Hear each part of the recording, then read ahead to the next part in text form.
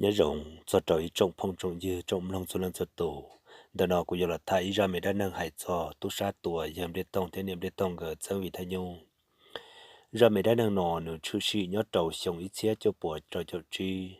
nhớ trầu lúc xí hàng đời giờ để tông thế niệm để tông gỡ cu lỗ lúc nâng dù một tu một xài một bé tu tu ít tuần xài thông đời gỡ lỗ dị nâng gỡ cu rồng xử lúc tê lúc chờ chế giờ để tông cu tàu hải rồi niệm để tông hải tiệt ô cái nhà cụ cha cụ chơi lúc vì thế nhiều cơn gạo thì sa cho lòng nông sa sự tế chờ ô co ô nhà cơ sa đi cha cơ bộ sa đi cụ sa thia hà lý đời đầu niệm bê tông chỉ niệm bê tông cụ giấy tu năng sẽ lo sẽ đá thia cho lúc gì chỉ niệm bê tông cụ tế rồi rong trầu bê tông hạt tiệt ô cái gì do hạt tiệt cái sa dùa sa tàu ý lúc vì thế nhiều lò dân tàu cơ hà lý đời chỉ niệm bê tông thế thì mỗi nhà trồng bê tông cho mùi dùa lúc vì thế nhiều chém biết tông tàu khỏi nhau biết tông tiêu lì tạo tôi muốn gì dù tàu ý về thấy nhau lì hại đầu tia chế thòng biết tông trò cá lọt cho chế cú dây biết tông cú dây tôi năng nhìn nhớ lòng vì thấy nhau cơn cầu nhầm lòng chấp lời lì một cho kê từ một đêm một rề làm biết tông yang gam trầm lòng của chạy ôm mò xuân nu xuân mò lì chế nhớ nhau lọt cho trầu lúc xí hở luôn tê chế biết tông thia điểm biết tông cỡ tàu tôi muốn lôi thật tê nhau tròn ra ý lu rộng lo tôi bèn cái lúc trẻ tôi một tròn đã thật tê đờ mà để lì trâu là kế sư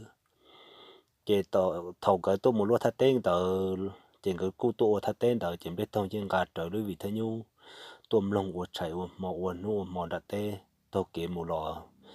lò dân gạt trở chế thầu cái u thật tê đờ lò cho trâu lúc xưa cậu ý lì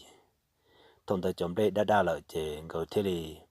cho cá một lại chấm đây chế thông cái một lại chấm đây chế cái một lại chấm đây ta chế cái cú bảo chỉ tàu ta thia chế mỗi nu cái lọ chế lợ chế cái bê tông thế này bê tông cái thế thì tàu cho cá tôm lại tôm một bờ chấm đây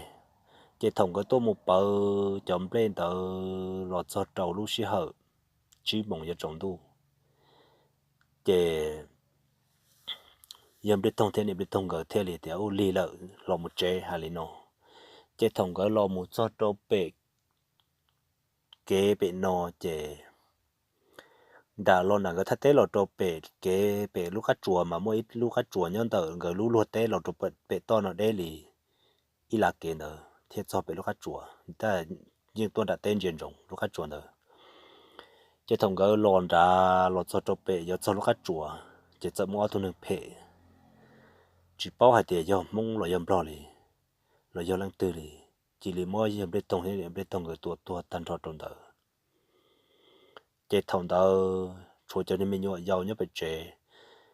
cho mình nhớ giàu bị chế thì biết thông cái tụi tu lo mà mua cổ bé xong lợi cho mà chọn giàu rồi chỉ tập bao đã chỉ tụ cổ bé xong lợi cú bao ta rồi đi lại theo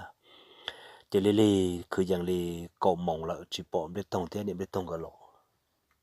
chế thông tờ tụi mình nhớ tờ được thiết lì tàu tợ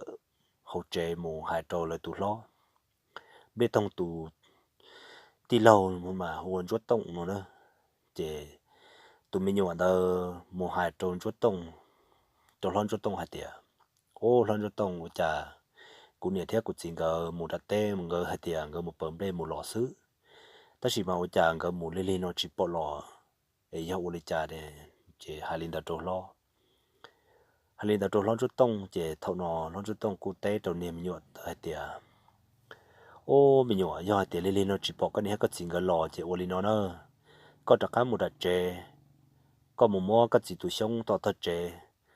cái gì chế lò giết không giờ đâu chỉ mua là chỉ mua tuần tới cho lò phùa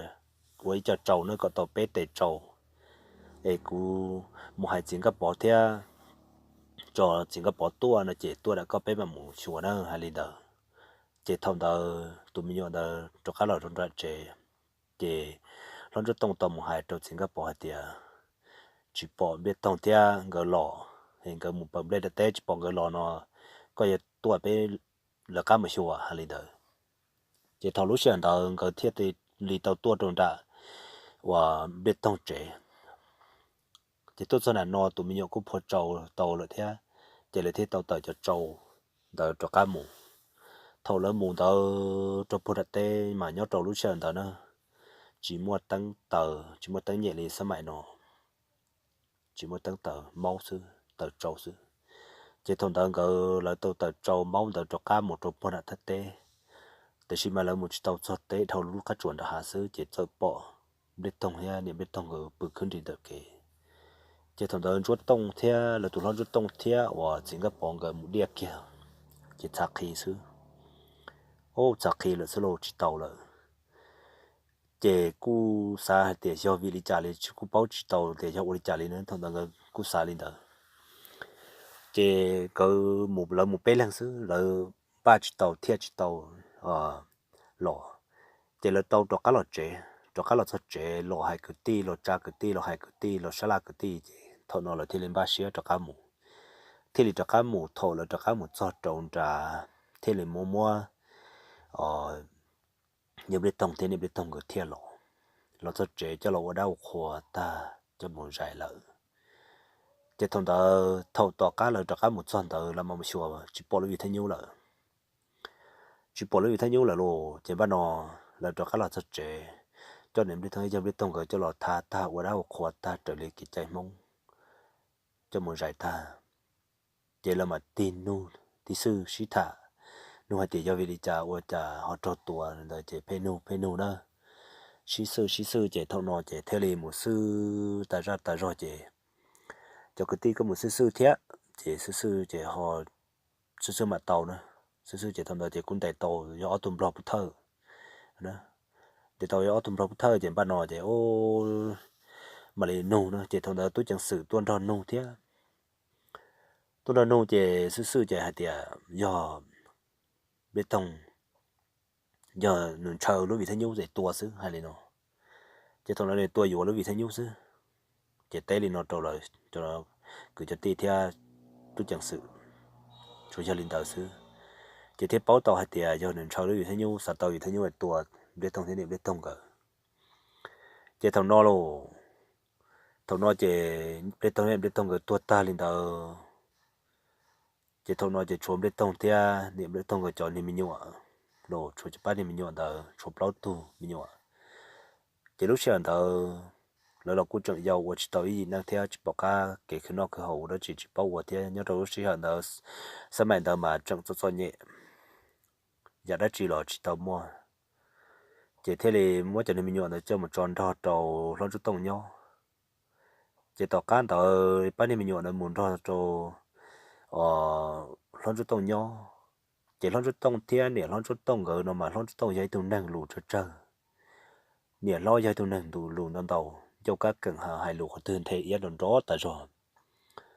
chỉ thầu lúc sáng đó bắt nên mình nhọn tròn để muốn thọ trầu bắt nên mình nhọn để muốn thọ trầu lo chút tông là nhau chỉ lo chút tông ở cũng chỉ lâu thế cái cũng chỉ lâu thế lô chỉ thâu nó chỉ bây giờ mình nói là cũng cho nhẹ nó chỉ cho ná cũng chỉ tao ná rồi lúc bây giờ cũng chỉ tao để chơi đó luôn nó ít lo cá chỉ tao đó luôn nó đi mua rót chơi rót số sư nhớ tao lúc sáng đó chơi số lò cũng chỉ trông cái bùa thế tên nhiều tự tên là cũng chỉ trông chỉ bắt nên là mua rót chơi rót số sư ô chỉ rót chơi rót số tàu bê lu sống rồi biết rồi và lần trước tôi nhớ tàu bê lu sống chỉ thằng đó nè tôi lần đó nửa lu nhông tôi mua lì cậu trâu trồng lại nữa chỉ thằng nó nè tôi lần đó hai trâu lần trước tôi hạt tiệt ô lo bê lần đó nè nhớ lọ nè cu ở bê lần đó thì bê nhớ lọ cho trồng ở bê lần chỉ cái khứ nó khứ hậu lọ cu nhớ thì chỉ thằng nó chỉ cụ cho cái dầu cho bê cho cá một nhớ bê hai lần đó chỉ nè lần trước tôi là cụ chỉ cả nó cho tôi hạt tiền này cũng trồng dâu cái liền này là nó cũng nhỏ xong bùa thì nó mua bông mua sấy là mà liền tạo chế để bảo một nhỏ này nên một nhỏ tạo chỉ nên một nhỏ này là nên chỉ bao đó chỉ cho nhẹ cái liền đó chỉ nên tốn đó là lo thế cậu tôi xong lại chỉ nên cũng chỉ hạt tiền lý trả là một xứ cho nên cứ dâu cho là một nhỏ là xứ cái liền đó chỉ thằng đó lô chỉ thế thì cho nên cứ dâu nhiệt tố lăng để thì cho nên cứ dâu là một nhỏ là quay luôn trẻ là nhỏ là quay luôn trẻ là nhỏ là trẻ là cô nhỏ lời nhớ là để nhớ tàu ở lúc xong tàu can gì như tôi lần thứ một câu gì xong như tôi lần một yếu bọn nè một yếu tới thôi nè bọn nè lò nè bọn nè cú giờ nè bọn nè sẽ dùng sẽ lo sẽ đá thì cú là lúc cho nè cử thì chứ thằng đó nè tôi lần đầu tiên là yếu bọn nè lên đầu hải đó luôn chứ cú là lúc cho nè cử là cú chỉ cho nhẹ là thế thằng đó chứ cái cú là trái chốt trái gì cú là lúc cho nè cử giàu có thể chỉ tao nó là chết đâu có thể chỉ tao nã là yếu đâu cho nên cứ giàu cô chỉ cho nhẹ cô rong sự tế sẽ chờ rủ tua cô trả cho trả gì đâu ta để điên không nọ lời nhẹ như vậy nhẹ đang khó cứ khó thì chỉ nếu muốn ra đã đang nó cho là thả bút trò bê cho nên chỉ có tiếng trả hạt tiền nhớ trò lúc sau hơn tờ